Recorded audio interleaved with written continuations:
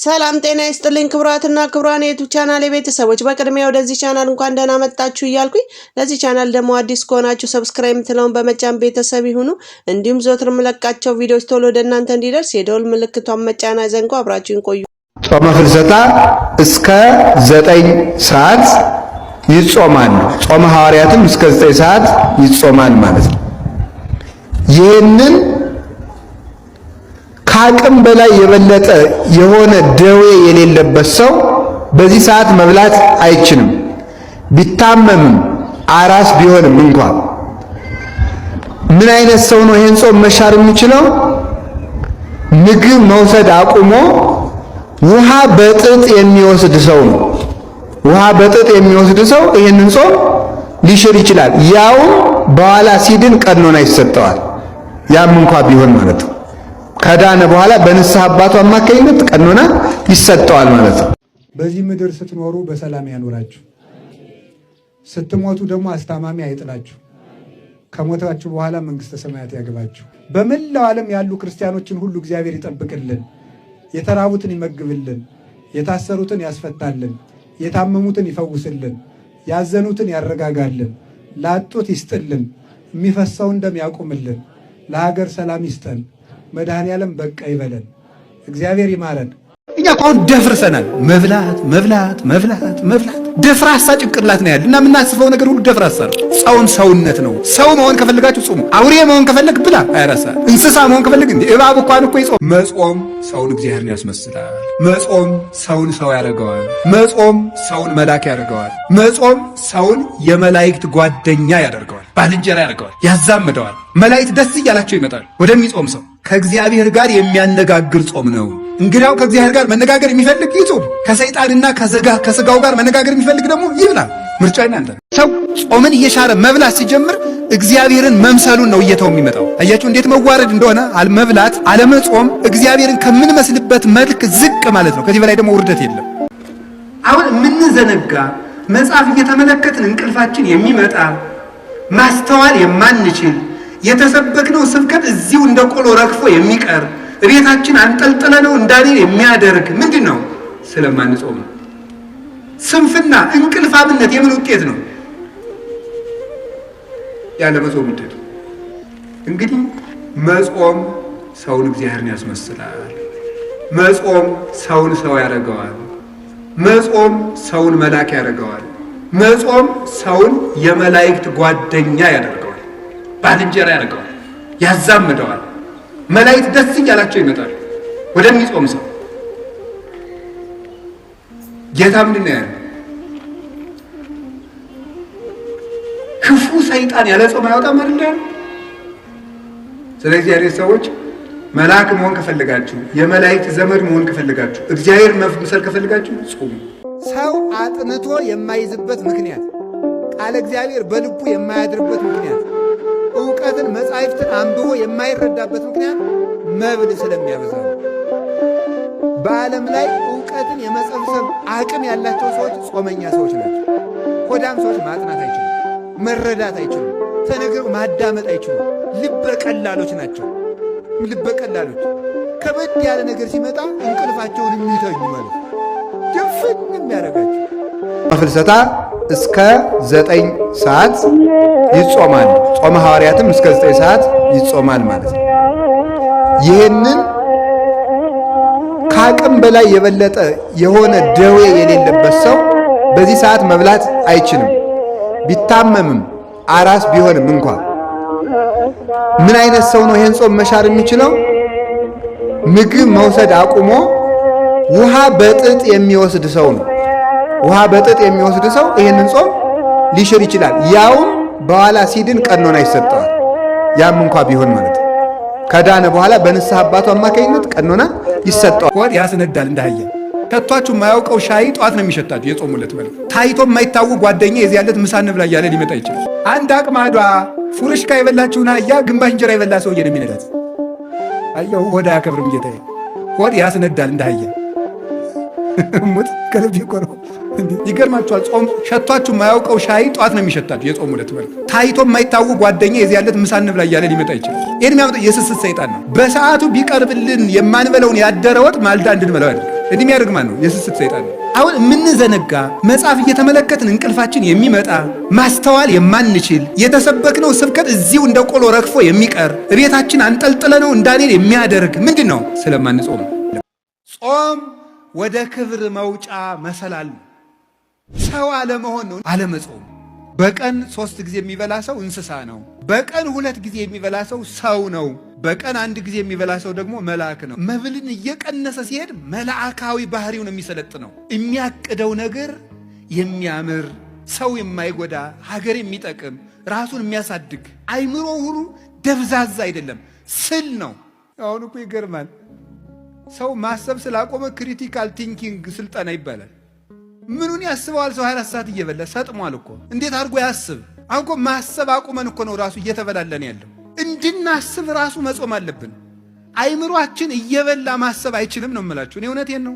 ሐኪምም ካለ እዚህ መጥቶ መከራከር ይችላል። ሰው ዝም ብሎ እየበላ ቁጭ የሚል ከሆነ ማሰብ አይችልም። ደሙ ያለ መጠን ይመላል። የደም ዝውውር የሞቀ ነው። እንደዚያ ባለ ቁጥር ደግሞ ዝሙት ይሰለጥንበታል። የሚያስበው ምኞቱን ብቻ ነው። አሳማ ብዙ ይበላል። አሳማን ግዛ ተብሎ የተፈጠረው የሰው ልጅ ግን ትንሽ ይበላል። አህያ ብዙ ይበላል። አህያን የሚነዳት የሰው ልጅ ግን ትንሽ ይበላል። አንድ አቅማዷ ፉርሽካ የበላችውን አህያ ግማሽ እንጀራ የበላ ሰውዬ ነው የሚነዳት። አየው፣ ሆድ አያከብርም ጌታዬ። ሆድ ያስነዳል እንደ አህያ። እኛ እኮ አሁን ደፍርሰናል። መብላት መብላት መብላት መብላት። ደፍራሳ ጭንቅላት ነው ያለ እና የምናስበው ነገር ሁሉ ደፍራሳ ነው። የጠራ ዕቅድ የጠራ ህይወት መኖር ክንፈልጋችሁ እንዲሁ ክርስቲያን ባትሆኑ እንኳን ጾም ሰውነት ነው እንምላለን። እግዚአብሔር የጻፈውን መጽሐፍ ተቀበለ። ቀለል ያለ ምስላች እናንተ እኮ ከዘፋኝ ስታስፈርሙ አይደል የምትሉን? ያውቃችሁ የለ ዘፋኙን ፈርምልኝ ስትሉ አይደል የምትሉን? እግዚአብሔር የጻፈው ደብዳቤ ግርም እኮ ነው የሚያደርገው።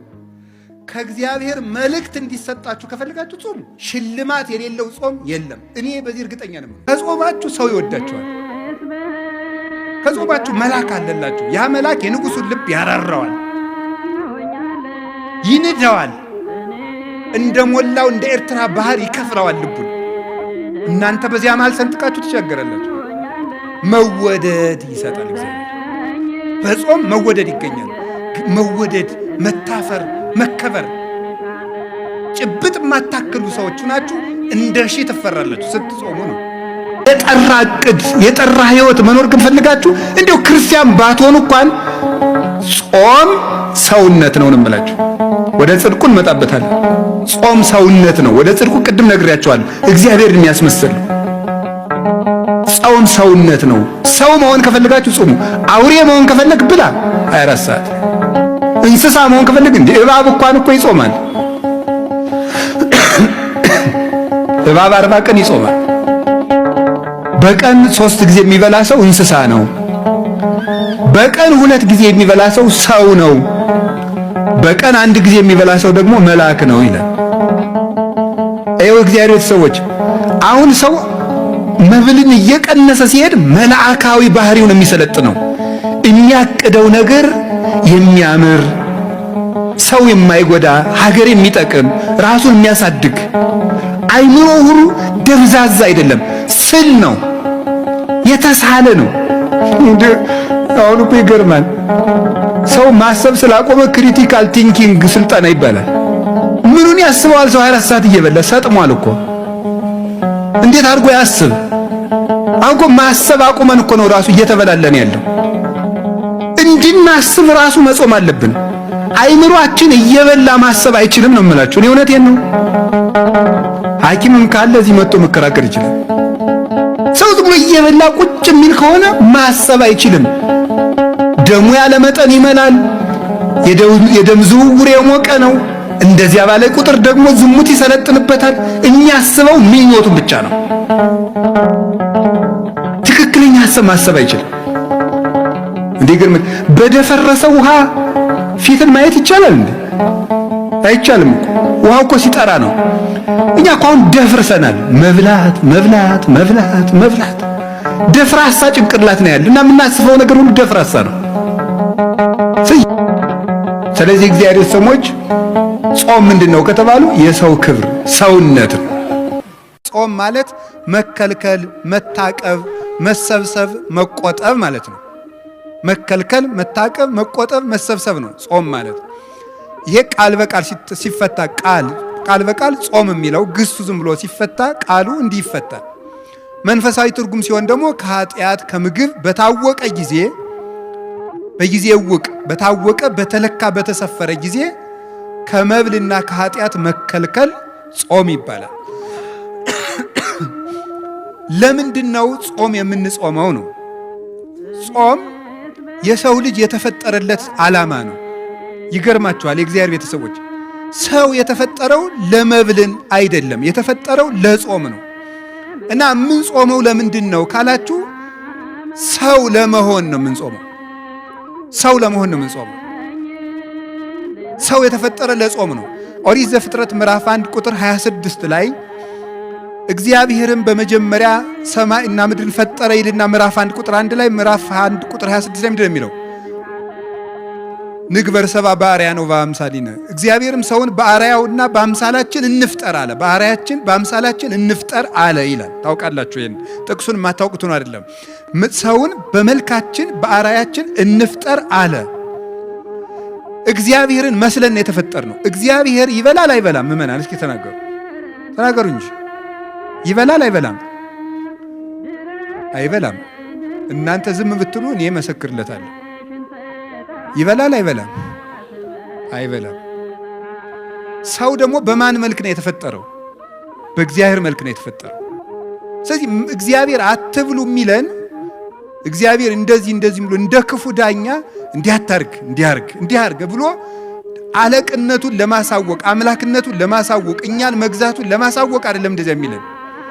እንደዚያ የሚለን ሰው በእግዚአብሔር አምሳል ስለተፈጠረ እግዚአብሔር ደግሞ የማይበላ የማይጠጣ ዘላለማዊ ሕያው ከምግብ ውጭ የሆነ በዘላለማዊ ባህሪ የሚኖር ስለሆነ ያንን በሱታፊ አምላክ በጸጋ እሱ በባህሪው ሕያው የሆነበትን መልክ ለኛ ስለሰጠን እግዚአብሔር በክብሩ የማይበላ እንደሆነ የሰው ልጅ ሲጾም የእግዚአብሔርን ክብር ይሳተፋል። እና ለዛሬ ይዤላችሁ የቀረብኩ ቪዲዮን ይመስላል። በቀጣይ ቪዲዮ እስክንገናኝ ሁላችሁም በያላችሁበት የዓለም ዳርቻ በደህና ቆዩኝ። አመሰግናለሁ።